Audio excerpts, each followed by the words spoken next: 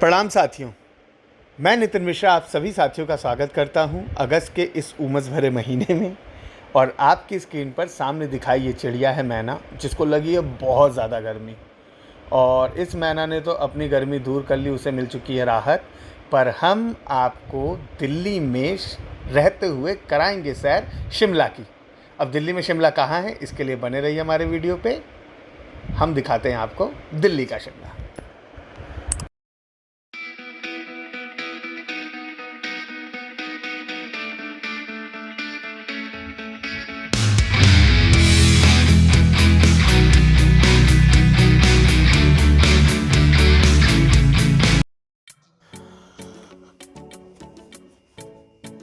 तो साथियों, हम आ चुके हैं, ये है डीएलएफ मॉल नोएडा में स्नो वर्ल्ड।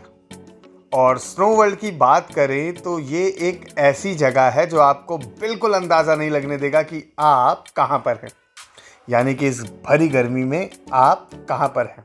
एक ऐसा रास्ता जो बहुत ज़्यादा फिसलता हुआ है, जैसा कि आप स्क्रीन पे देख ही रहे हैं।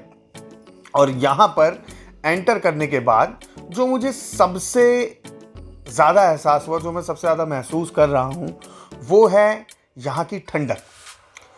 क्योंकि दिल्ली से शिमला की बात की जाए तो वो लगभग 350 किलोमीटर है, और यही बात अगर कश्मीर की जाए जहाँ बहुत ज़्यादा बर्फ़ पड़ती है तो वो है लगभग 950 किलोमीटर।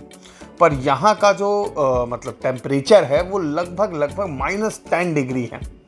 और ये एक आर्टिफिशियल एटमॉस्फेयर है ताकि आप फील कर सकें लगभग 1 से 1.5 घंटे एंजॉय कर सकें। और जो भी ये गर्मी है दिल्ली की समय इतनी, या पूरे भारत में जितनी गर्मी है और जितनी ह्यूमिडिटी है, उससे दूर बहुत ही मिनिमम खर्चे में आप ठंडक का एंजॉय कर सकें और रिलैक्स कर सकें।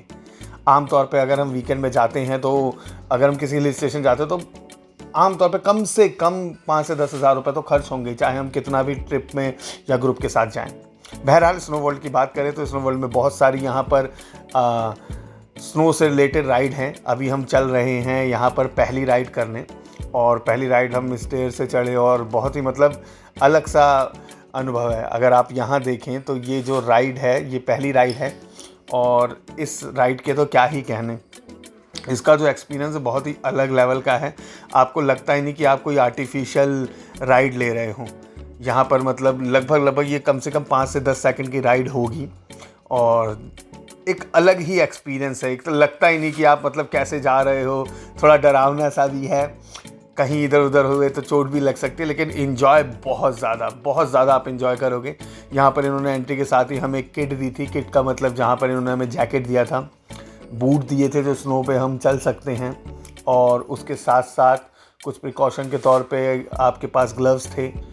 और ये सबको दिए जाते हैं, मतलब जब भी आप एंट्री करते हैं तो उससे सिर्फ आधे घंटे पहले, 1 घंटे का टाइम होता है, पर 1.5 घंटे पूरे आपको दिए जाते हैं ताकि आप आधे घंटे का बफर ले सकें।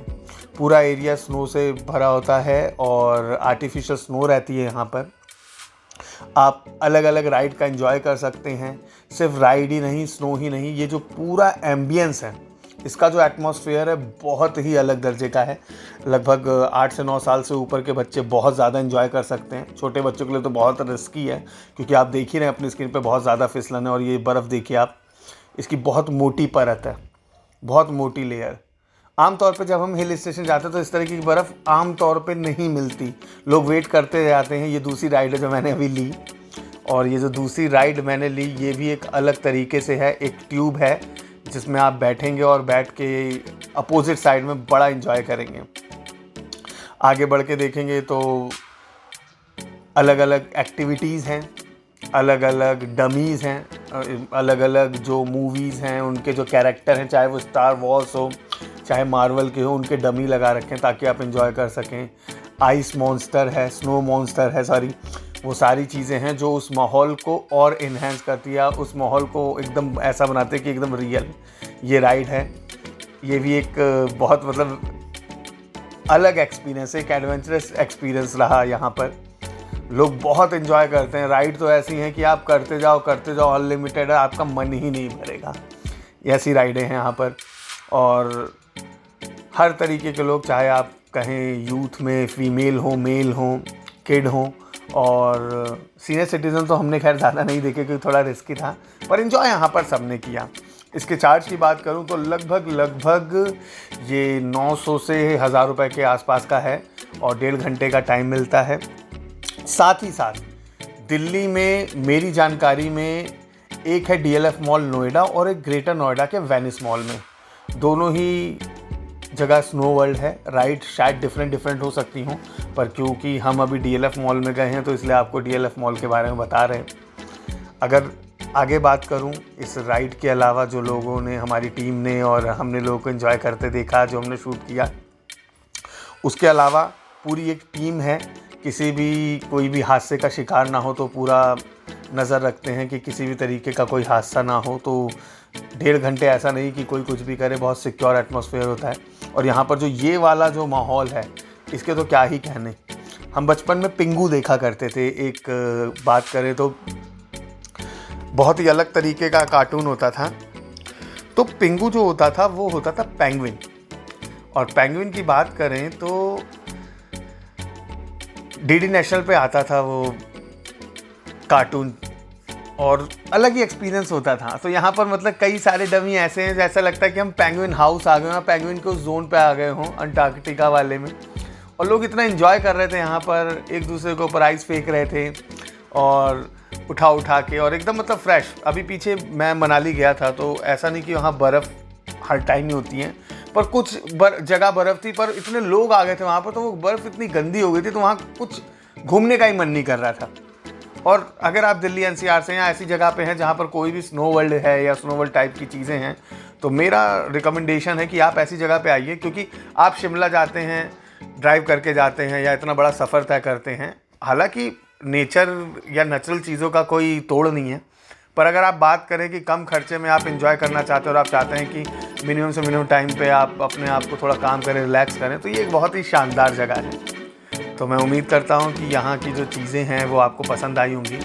अभी थोड़ी देर में हम आपको दिखाते हैं हमारी स्क्रीन पर कि ये जो बर्फ़ है आखिर बन कैसे रही है, आखिर कौन सा वो मैकेनिज़्म यहाँ पर लगा हुआ है जो इतनी सारी बर्फ़ बना दे रहा है या इतनी सारी जो स्नो है वो बना दे रहा है। तो अभी जैसे ही हमें मौका मिला तो अपनी टीम के माध्यम से, मैं अपने कैमरामैन के माध्यम से आपको ज़रूर दिखाऊंगा।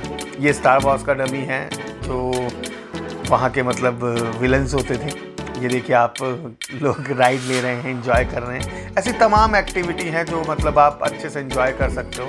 और कोई इस माहौल को देख के कह ही नहीं सकता कि अगस्त का महीना है, ह्यूमिडिटी इतनी ज़्यादा है, बिल्कुल भी नहीं।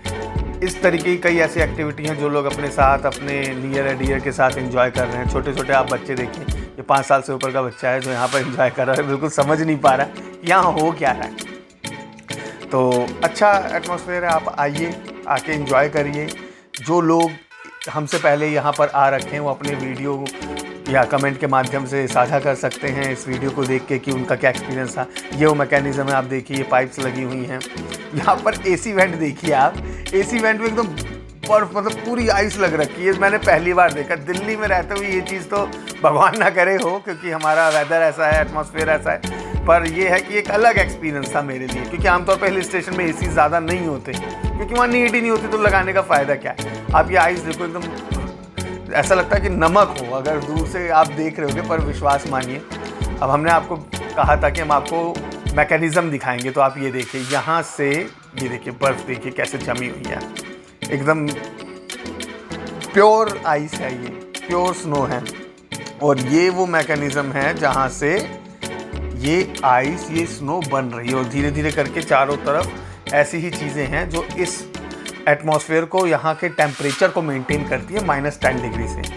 और जो भी लोग स्नो के शौकीन हैं या आइस से रिलेटेड एक्टिविटी के शौकीन हैं, उनके लिए यहाँ पर एक और सरप्राइज़ है। अब आप इस आइस के टुकड़े को देख के कहेंगे कि ये क्या है, तो आप विश्वास मानिए, जब आप इसे देखेंगे तो आपको लगेगा कि अरे ये हम कहाँ पर आ गए। ये तो मतलब एकदम ऐसा लगता है कि जैसे आज घर से निकले और बाहर देखा कि बर्फ़ जमी हुई है। तो ये है स्केटिंग एरिया। यहाँ पर मैं तो बिल्कुल नहीं गया, क्योंकि मेरे लायक शूज़ भी नहीं थे या मुझे मिले नहीं। और दूसरी सबसे बड़ी बात, यहाँ पर मुझे बहुत डर लग रहा था, क्योंकि स्केटिंग एरिया से सारे प्रोफेशनल लोग जो मतलब इससे पहले एक्टिविटी कर चुके हैं, तो वो एंजॉय कर रहे थे और मुझे वही गिरने का बड़ा डर था, तो मैं तो नहीं गया। लेकिन हाँ, जो लोग थोड़ा यूथ हैं और जिन्हें लगता है कि वो उसे संभाल लेंगे और प्रॉपर वे से कर सकते हैं, तो बिल्कुल एंजॉय करिए। कुल मिला के हर वर्ग के लोगों के लिए इस तरीके की एक्टिविटी हैं, इस तरीके की चीज़ें हैं जो वो एंजॉय कर सकते हैं।